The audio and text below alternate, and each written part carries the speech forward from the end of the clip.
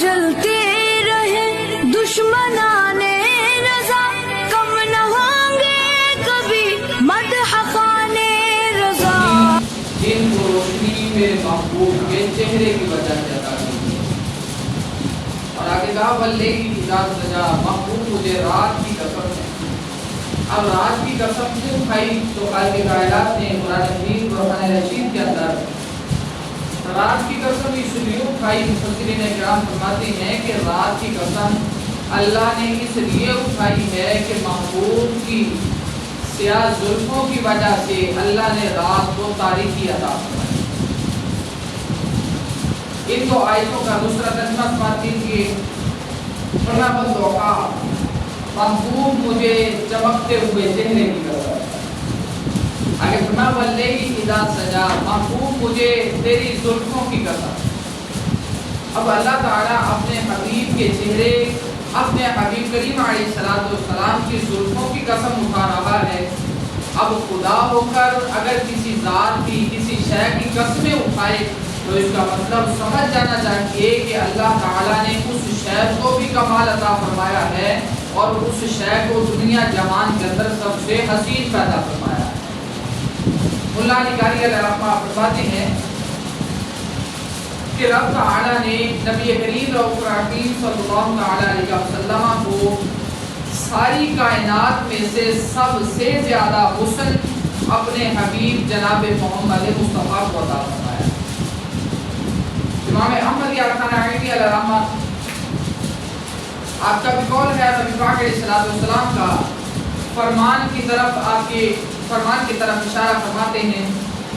نبی کریم علیہ السلام ارشاد فرماتے ہیں لا یؤمن احدکم حتی اکون احب الیہ من والدہ وولدہ والناس اجمعین۔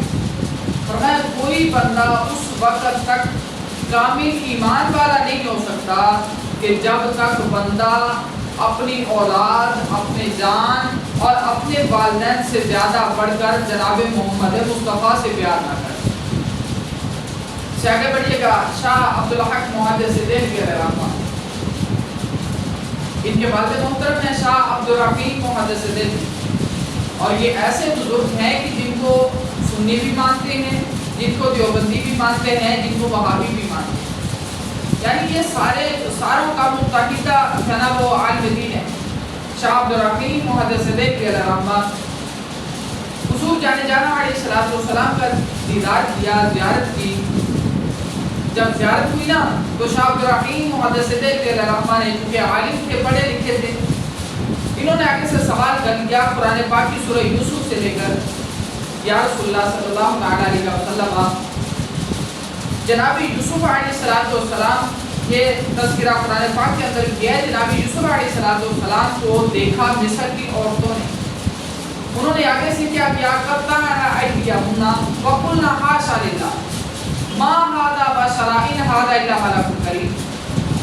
جناب یوسف علیہ السلام کے حسن سے متاثر ہو کر انہوں نے اپنے ہاتھوں کو کاٹ لیا، اور اپنے ہاتھوں کو کاٹنے کے بعد ایک جملہ کہا رب نے اسے اتنا زیادہ حسن عطا فرمایا ہے، یہ تو ہمیں کوئی انسان نہیں لگتا بلکہ یہ اللہ کا معزز کوئی فرشتہ لگتا ہے۔ شاہ عبدالرحیم محدث دہلوی علیہ الرحمہ آپ نے عرض کی یا رسول اللہ، جناب یوسف علیہ السلام کے حسن کو دیکھ کر مصر کی عورتوں نے اپنے ہاتھوں کو کاٹ لیا تھا، اور کہا جب اپنے ہاتھوں کو کاٹ لیا، جناب یوسف علیہ السلام تو آپ کے مقتدی تھے، معراج کی رات آپ نے مصلی امامت کی امامت کروائی، جناب یوسف علیہ السلام بھی پیچھے کھڑے ہیں، باقی سارے انبیاء بھی پیچھے کھڑے۔ جب یہ سوال کیا نا یا رسول اللہ، جناب یوسف کا اتنا حسن تھا اور آپ تو امام الانبیاء ہیں، آپ کے حسن کو ہم دیکھتے ہیں، ہمیں کچھ نہیں ہوتا۔ جب یہ سوال کیا نا تو نبی کریم رؤوف رحیم صلی اللہ علیہ وسلم ارشاد فرمانے لگے، فرمایا اے عبدالرحیم، اللہ نے میرے حسن پر 70,000 پردے ڈال رکھے ہیں، اور کہا اگر اللہ تعالیٰ میرے حسن پر سے 70,000 میں سے ایک پردے کو اٹھا دے تو کہا کسی انسان کی آنکھ کی اتنی طاقت نہیں کہ چہرہ مصطفیٰ کو دیکھتا ہے۔ اور نبی پاک علیہ السلام کے صحابہ پاک آپ کا کبھی وہ تذکرہ پڑھ کے دیکھنا، صحابہ پاک کہتے ہیں کہا ہم نبی پاک علیہ السلام کے سب سے زیادہ قریب رہتے ہیں، کہا قریب ہونے کے باوجود ہم نے کبھی آنکھ بھر کے چہرہ مصطفیٰ کو نہیں دیکھا. کہا اس کی وجہ کیا تھی؟ کہا اس کی دو وجہ تھی. ایک تو ہماری محبت یہ گوارا نہیں کرتی تھی، ہمارا ادب کہ ہم اپنے جناب و غلام ہونے کے باوجود ہمیں اپنے آقا کے چہرے کو دیکھیں. یار جس کی تلیاں ہی چاند سے زیادہ حسین ہو، میرے رب نے اس محبوب کے چہرے کو کتنا خوبصورت بنایا ہوگا. اور دوسری وجہ تھی، کہا نبی پاک علیہ السلام کا چہرہ ایسا منور تھا کہ اگر ہم دیکھتے بھی تھے نا تو کہا آنکھ بھر کے ہم چہرہ مصطفیٰ کو دیکھ نہیں سکتے. حضرت جابر بن سمرہ رضی اللہ تعالیٰ عنہ نبی پاک علیہ السلام کے صحابی پاک ہیں. کہا جی 14ویں کا چاند ہے، 14ویں رات کا چاند چمک رہا ہے اور نبی پاک علیہ السلام نے سرخ رنگ کا جناب وہ جبہ زیب تن فرمایا. سرخ رنگ کا جبہ زیب تن ہے دھاریوں والا. کہا نبی پاک علیہ السلام کا جبہ زیب تن تھا.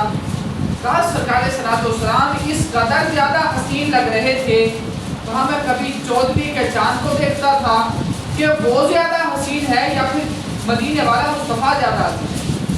کہا میں کبھی اس چاند کو دیکھتا، کبھی اس چاند کو دیکھتا. کہا پھر فیصلہ کیا کیا؟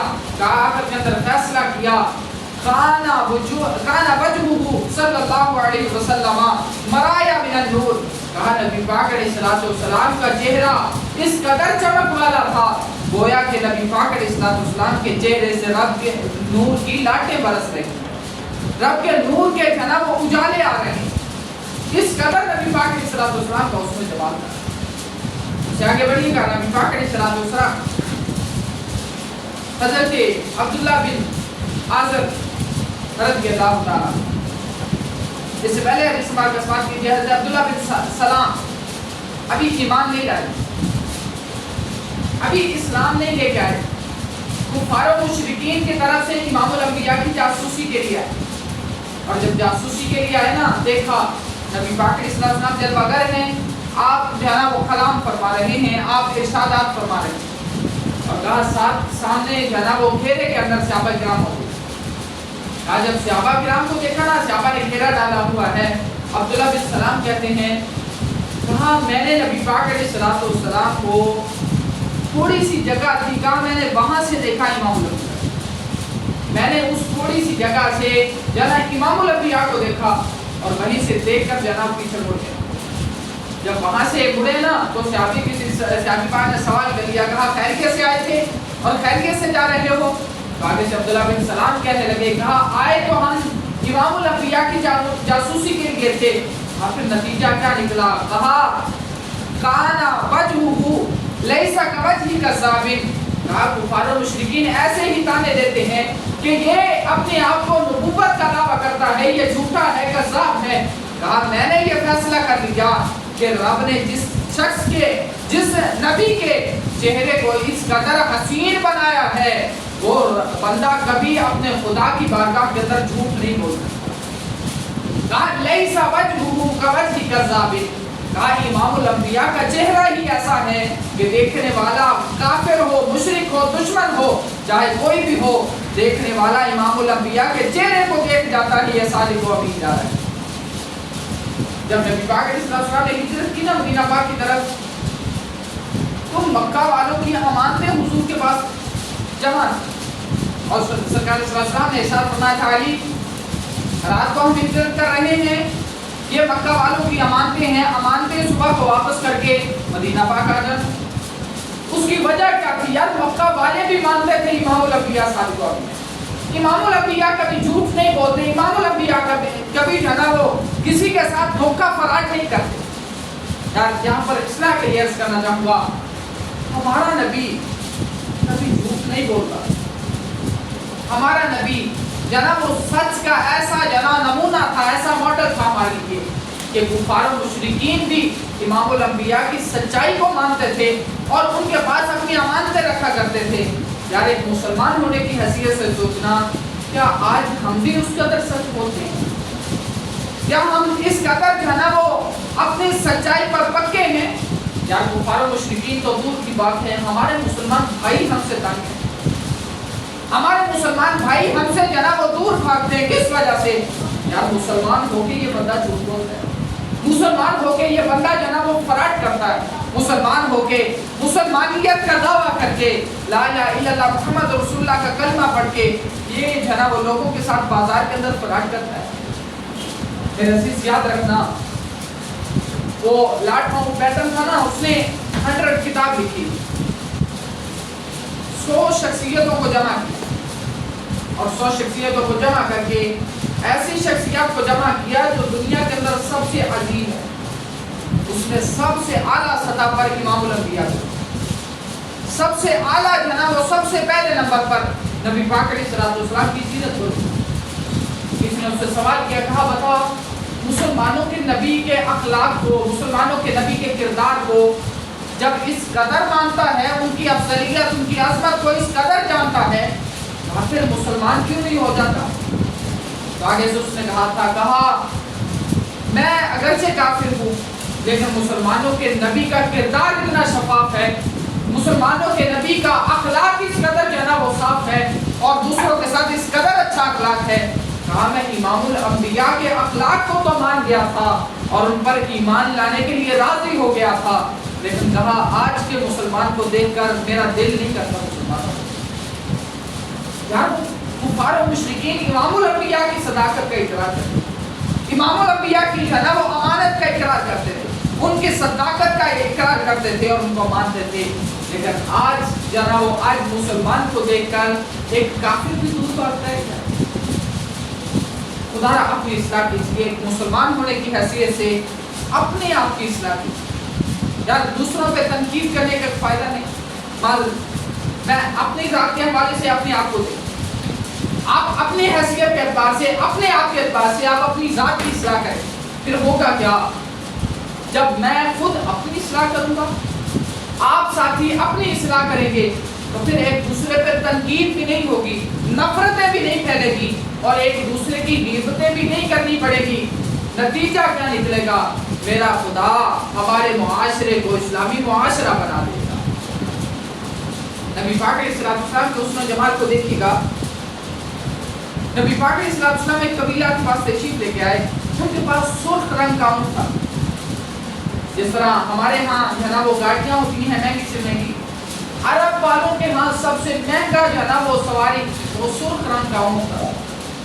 حضور جانے جانا علیہ السلام وہ سرخ رنگ کا اونٹ پسند آ گیا۔ جب سرخ رنگ کا اونٹ پسند آیا، نبی پاک علیہ السلام نے قبیلہ والوں سے پوچھا اس کی قیمت کتنی ہے، اس کی جو ہے نا وہ تم کتنے کے اندر اسے فروخت کرنا چاہو گے؟ جب یہ سوال کیا تو انہوں نے آگے سے جو ہے نا وہ قیمت بتا دی، کہا جی اتنی قیمت کے اندر ہم آپ کو جو ہے نا وہ یہ سیل کریں۔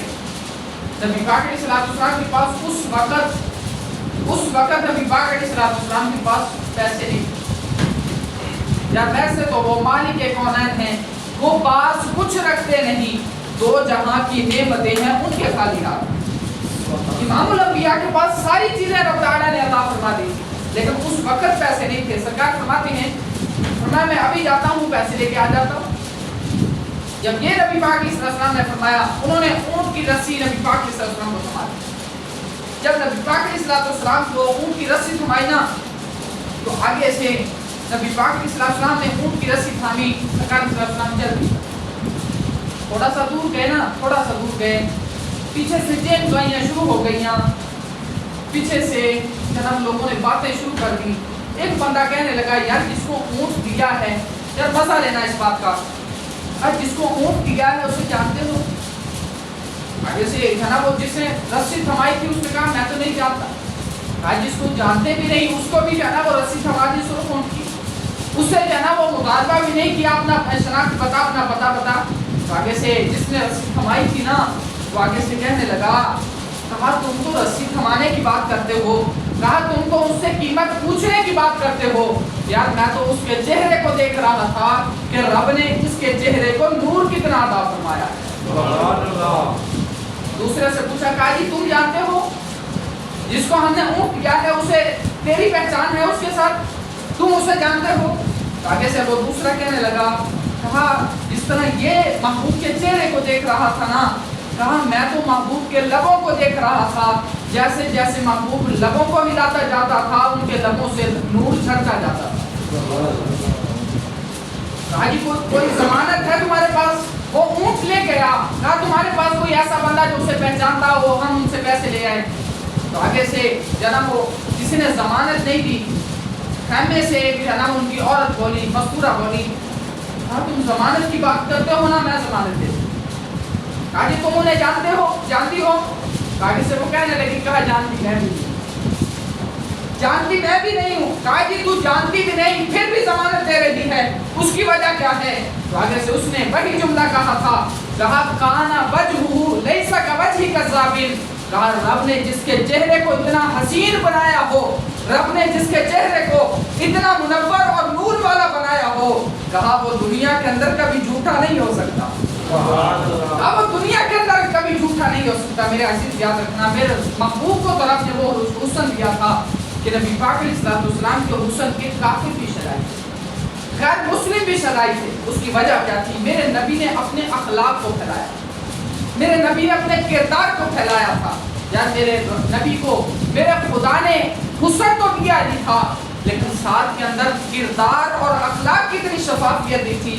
کفار و مشرکین بھی میرے نبی کو صدیق مانتے تھے، کفار و مشرکین بھی میرے نبی کو امین مانتے تھے. میرے عزیز یاد رکھنا، اگر مسلمان اپنے آپ کو کامل بنانا چاہتے ہو، اگر اپنے آپ کو جو ہے نا وہ کامل نبی کی اتباع کے اندر لانا چاہتے ہو، پھر کرنا کیا ہوگا؟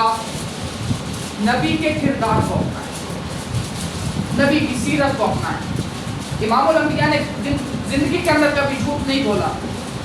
کوشش کریں ہم بھی جھوٹ نہیں بولیں. امام الانبیاء نے کسی کے ساتھ فراڈ نہیں کیا. کوشش کریں یار ہم بھی آج سے ابھی سے ہم کسی کے ساتھ فراڈ نہیں کریں. یار اگر ہمارے معاشرے کے اندر اگر ایک مسلمان دوسرے مسلمان سے خوف زدہ ہے، کس وجہ سے؟ یار جتنے جانے اگلا جیل پاٹ لیتا ہے، جتنے جانے اگلا فراڈ کر لے گا، اگلا دھوکہ دے دیتا. میرے عزیز اپنے کردار اپنے اخلاق نو سنوارو، پھر ہوئے گا کہ رب کہڑا اپنے اخلاق نو سوارن دے صدقے نا اللہ سانو ساڈے معاشرے نو اسلام عطا فرمائے گا، اللہ ساڈے معاشرے نو اصلاح عطا فرمائے گا. اور قرآن پاک کے اندر ہے ان اللہ لا یغیر ما بقوم حتی یغیروا ما بانفسہم. اللہ اس وقت تک اس قوم کی حالت نہیں بدلتا کہ جس وقت تک قوم اپنی خود کی حالت نہ. اقبال نے کہا تھا، کہا خدا نے آج تک اس قوم کی حالت نہیں بدلی نہ جس کو وہ خیال خود اپنی حالت کے بدلے. اپنے اخلاق کو بدلیں، اپنے کردار کو بدلیں. مسلمان ہونے کا جناب و ثبوت دیتے ہوئے اپنے آپ کو سنت رسول کے تابع کریں، اپنے آپ کو نبی پاک علیہ السلام کی اطاعت کے اندر لائیں. اللہ پاک ہم سب کو توفیق عمل نصیب فرمائے. واخر دعوانا ان الحمد للہ رب العالمین.